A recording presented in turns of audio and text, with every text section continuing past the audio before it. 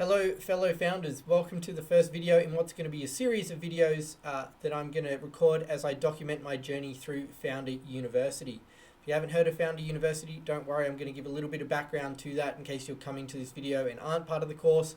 But in today's video I also want to share some of the lessons learnt during this first week of Founder University, as well as provide an overview of my startup and the initial demo that I've put together of my startup's application. I'm aiming to launch my MVP in just 4 weeks time, which will be in around week 5 of Founder University, which I think coincides pretty nicely with the stage and status of the different learnings that they have along the way.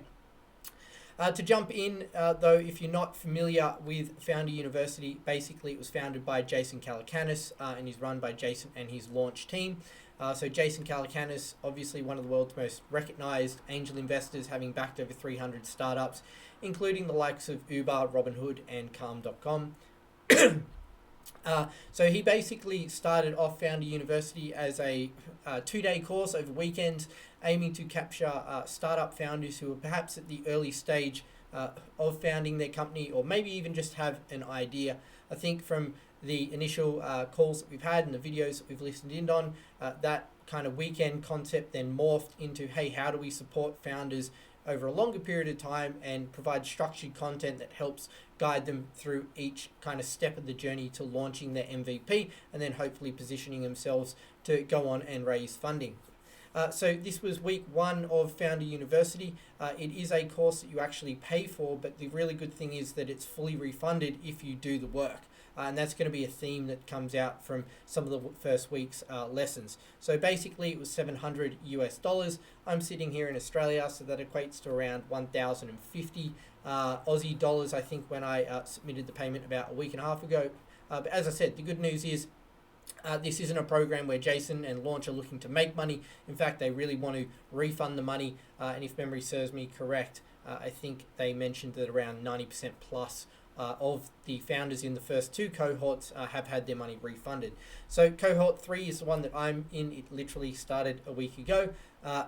And yeah, I'm now going to dive in and I guess share some of the lessons learnt through the first week of the course. But to kind of do that, I thought it would be really interesting just to kind of share my insight of the types of founders who are taking part. I've had the good fortune so far of already connecting with quite a few founders, both from earlier cohorts. In fact, before I even accepted my application to Founder University, I went and spoke to about 6 or 7, I think, founders who took part in the earlier cohorts to get their view on it. Obviously, they all had great things to say. And then since then, spoken to, I think, 3 or 4 founders directly. We just organized one-on-one calls, and then we also had a Thursday session where basically there was like a revolving, almost like a speed dating session where you could connect with other founders, and probably spoke to another 10 to 14 or so, I think, during the course of that kind of hour-long session. Anyway, so the kind of founders that I'm seeing taking part in this kind of course roughly fall into 3 buckets.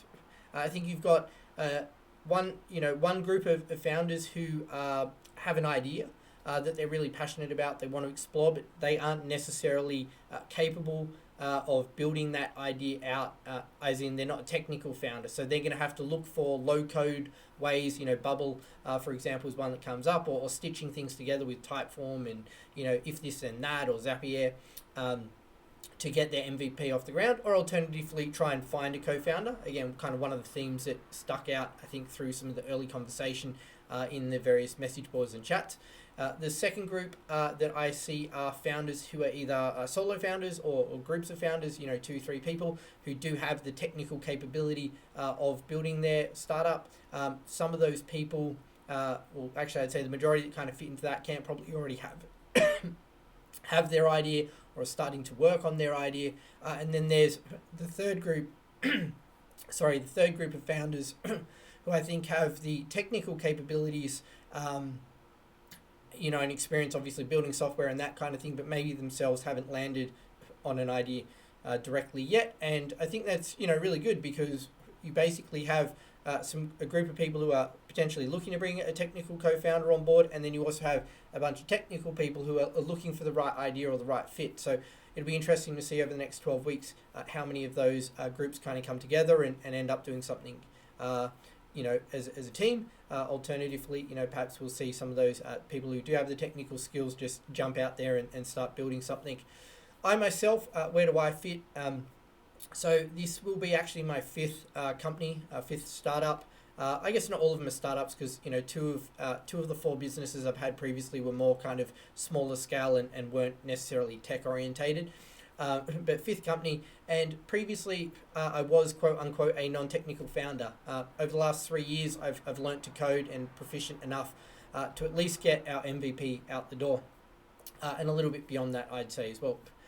So I'm really passionate about those founders who are coming into the program as non-technical founders. I've shared with quite a few of them. I'm happy to kind of share my journey and share what I've learned, both outsourcing dev work, finding co-founders, and also going on this journey to learn to code. So I'm particularly interested in seeing how that kind of first cohort that I mentioned of people who are non-technical, how do they go about using low-code platforms or stitching together something to prove out their MVP and go from there. Anyway, onto the kind of actual lessons that we've kind of learnt about this week, and just to share some summary. Obviously, I can't summarize hours and hours of content down into 5 or 6 minutes, but in the first call, Jason actually joined that call and really shared kind of, obviously an introduction to Founder University, what him and his team look for, but also kind of what he looks for in a founder and founding teams and that kind of stuff. And this was also backed up with some video content on the platform. And really it just boils down to, his kind of qualities of a winning founder are, does your startup idea have personal relevance to you? I think that's really about if you're not passionate about logistics, why would you go and start a logistics startup? Or if you're not passionate, about a marketplace for artists, why would you be starting that? So you got to have personal relevance too. Can you build a great product? Even in this early days, I think the thing that's really shining through from Jason and his team, and if you go back and look at some of the other pitches from the earlier cohorts, is that design obviously does matter. And can you not only design a good product, but also build a great product? Can you recruit great talent to join you? So this, I think, is especially important for the solo founders or non-technical sorry, I got a bit of coffee. Non-technical founders who might need to recruit talent, whether it's hiring developers or bringing co-founder on, do you have the ability to do that? And do you understand your customers? So do you take the time to really understand what their pain points are? And I think that obviously flows into building a great product and that kind of thing as well. So that was kind of, I guess, main lesson one. Some of the other content that's happened this week, how do you come up with an idea?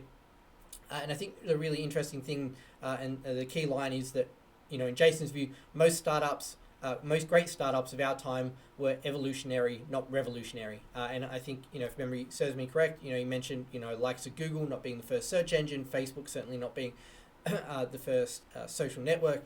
And there's plenty of other examples where you don't necessarily have to be first, and you don't necessarily have to create something that's never existed before.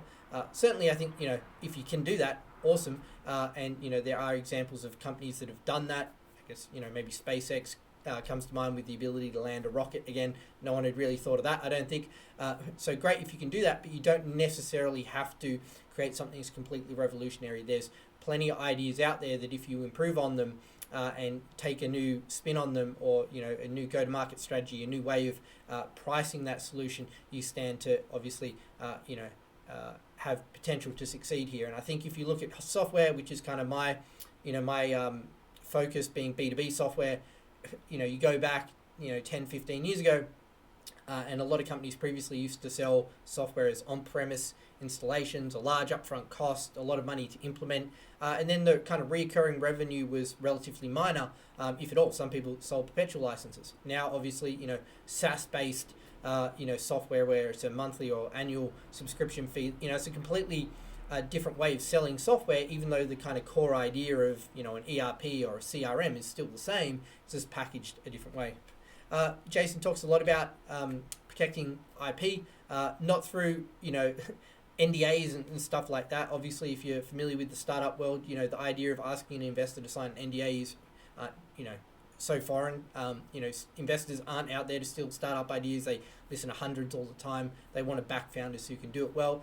But, a couple of tips, and especially important for someone, like myself or people similar to me who might still be holding down a day job.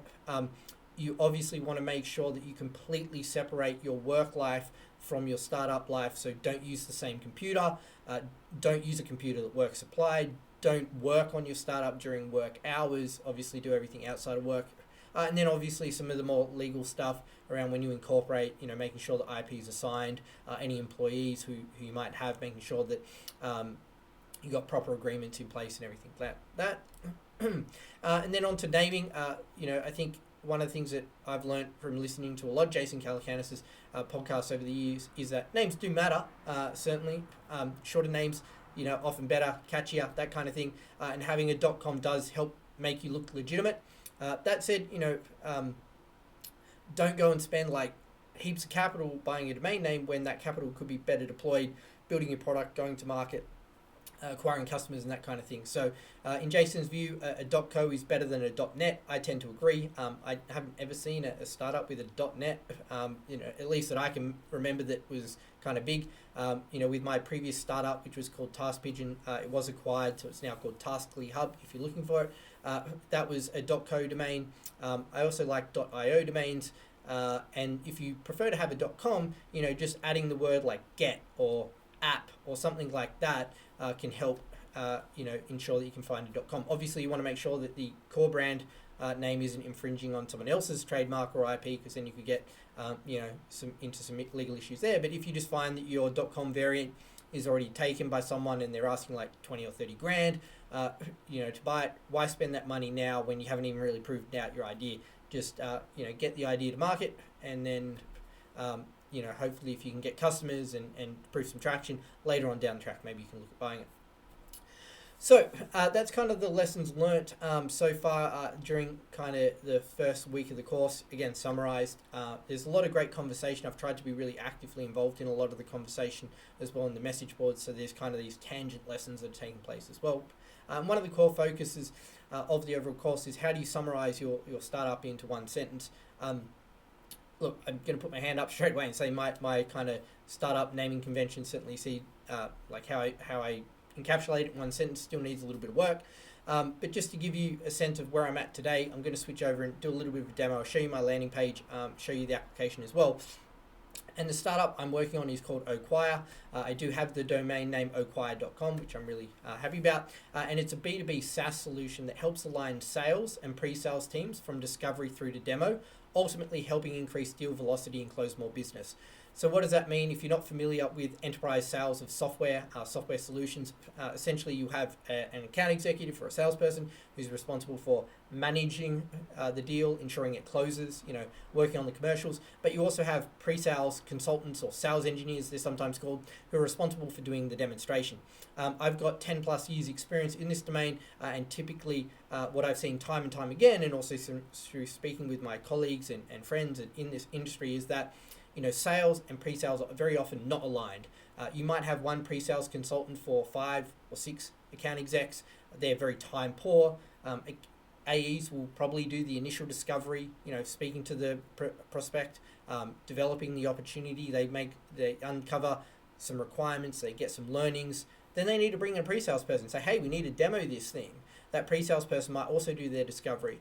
But how do you ensure that those two people are aligned? How do you ensure that when you're working out what you demo, you aren't just kind of doing a tick the box exercise, and instead really understand what is it going to take in this demonstration to make sure that we are in the best possible position to win the business. So that can include things like making sure you've done a good discovery, making sure you're talking to the right people, making sure that you understand who the competitors are and can position, kill points basically in your demo to counteract what your competition are going to be putting forward in their demonstration.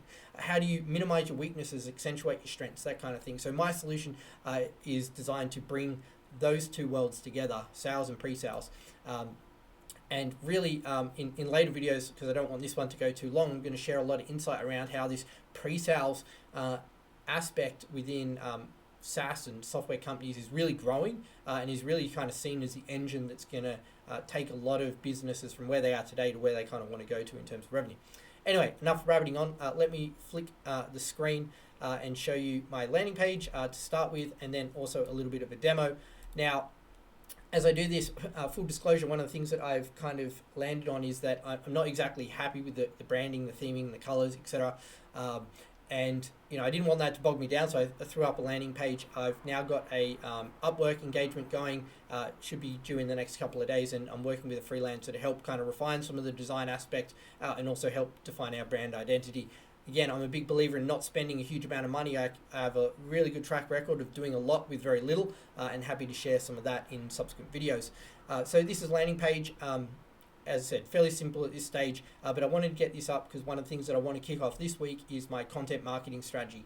With my previous startup, TaskPigeon, grew that to a level where I was getting 5,500 signups every year just through content marketing alone, which essentially is free in my eyes beyond the initial upfront cost of writing that piece of content. It's just the gift that keeps on giving.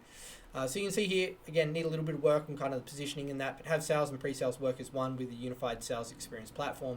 And for now, I've just got a little bit of information that talks about what we're going to be enabling sales and pre-sales people to do. As you can see, 45% of enterprise software buyers go silent because the salesperson or software vendor did not understand their business needs. That's really a critical point here. So how, as sales and pre-sales people, do we transform that discovery process to make sure we're going to do a demo that hits on the right points? How do we then take that discovery and deliver more targeted demos? And then also, how do we maximize your most valuable resource, which in a lot of businesses is pre-sales consultants or sales engineers. In my experience, it's very typical for there to be one pre-sales consultant or sales engineer for 4 or 5, maybe even 6 account executives, and you can imagine that they've got a lot of demand placed on them. So, very high level, expect a lot of work on the branding, the coloring over the next kind of 5 to 7 days. Going to kick off the content marketing strategy because I know from experience that takes some time to ramp up, and I want to get going earlier rather than later. Where do we stand with the app as it is today? Okay, this is Oqire.com. Again, our MVP version, obviously working on the branding as well. One of the things that I'm not happy with is that the kind of branding doesn't align across our landing page and the application itself, but that's a very easy fix. Essentially, as it stands today, still a lot of work to go into the MVP. As I said, we're about 4 weeks away from being able to launch this, but as it stands today, you can create a new opportunity. So essentially, what's the company name, opportunity name, description of that opportunity, status, so are we pre-demo, post-demo, close to legal sign-off, has it been won, lost, etc. Anticipated demo date and anticipated close date. Now, not for our MVP, but later on down the track, we're certainly going to need to integrate with solutions like Salesforce CRM so we can pull this information across and also push our notes back. But for now, I've gone and created an example one. So we can see here, XYZ Corporation, they're in the market for a new marketing automation suite. We know it's pre-demo, so we haven't yet done our demo, but we do anticipate that demo being on the 15th of August, so quite some time away. 31st is our anticipated close date, and we're anticipating this is going to be a $10,000 opportunity. We can see from the opportunity overview, and sorry, I shouldn't have had run discovery click just yet, that XYZ looking to implement new marketing automation suite, currently engaged with the head of marketing. Ultimate sign-off does come from the CMO though, so we already know today that as the account executive, we're kind of one rung too low. Maybe what we can do then is say, hey, we're happy to provide a demonstration, but if we do that demonstration, we need to ensure that the CMO comes along with us. In any demo, we're looking for a solution that can provide the following capabilities, so integrate with Salesforce, allow drip and nurture campaigns, and also sync open rates and CTR information with their Power BI tool. So that's like an overview, right? But that's not a very detailed discovery. If I'm a pre-sales person, how do I take this and create a really compelling demo? Now, often, a lot of times, this is what pre-sales people are getting. They're getting 3 or 4 dot points, and they've got to take this and build it. Best practice, though, is to run a discovery. So that's what this toggle then allows you to do. Again, ignore the kind of formatting. I was just getting the functionality of this working. It's going to be a lot prettier in the end application. But we can see if we look at some of these things, like what is the problem the customer is trying to solve? And that isn't that they want an email, automation tool. It might be something like, hey, we know that 80% of our sign-offs stop using the tool within the first 7 days because they do not understand how to do X, Y, and Z in our platform. That's why they need the marketing automation tool, not because they want to send drip and nurture campaigns. It has to come back to a specific problem the customer is trying to solve. That then leads to, how will the customer generate an ROI or payback of the investment in our solution? if we take that example, 80% abandoning the tool within the first 7 days. What we want to do is implement a drip or nurture campaign, so when they're onboarded, they have more effective training and tailored information on how to use the solution. If we can reduce that from 80% to only 50% abandonment, we've now got 30%, that 30% gap coming through and actually using the solution. Let's just say that equates to 30 new customers a week. Those 30 new customers pay us on average, $100 per month. Now all of a sudden, we've got $3,000 a month in additional revenue over the course of a year, $36,000.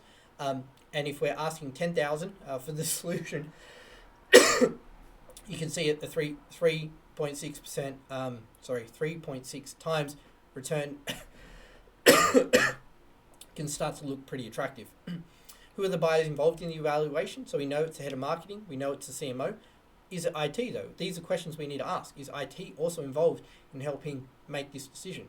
If we're integrating with Salesforce and Microsoft Power BI, it's probably pretty common for IT to be involved. They might not be the person who gives the ticket approval, but they could certainly be the person who basically roadblocks the deal and says, hey, we're not implementing this solution.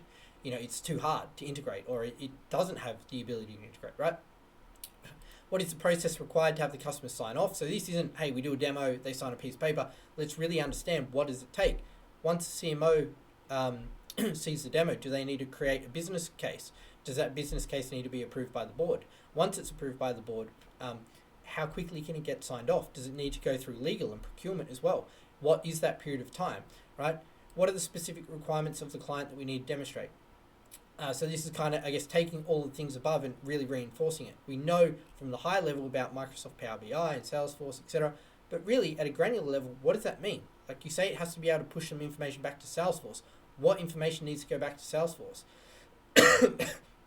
In Microsoft Power BI, do we need to flag, customers who've used the tool but haven't, done a certain action, right? Like all of these with the email that we've sent, like if they haven't watched this video, do we need to send that as a flag or a tag back to the Power BI tool so that you can then pull up a dashboard and be like, hey, we sent these emails that had videos, white papers and blog posts, but they only looked at the white papers. These are all these granular decisions which then allow us to kind of stand out and make a much more compelling demo.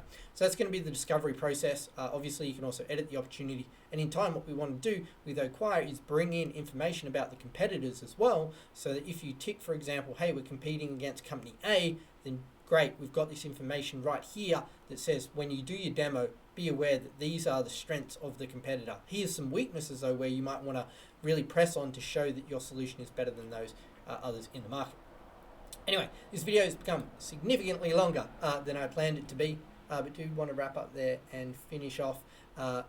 So thanks for watching. Feel free to comment down below. Let me know if you're involved in Founder University, and I look forward to catching the next one.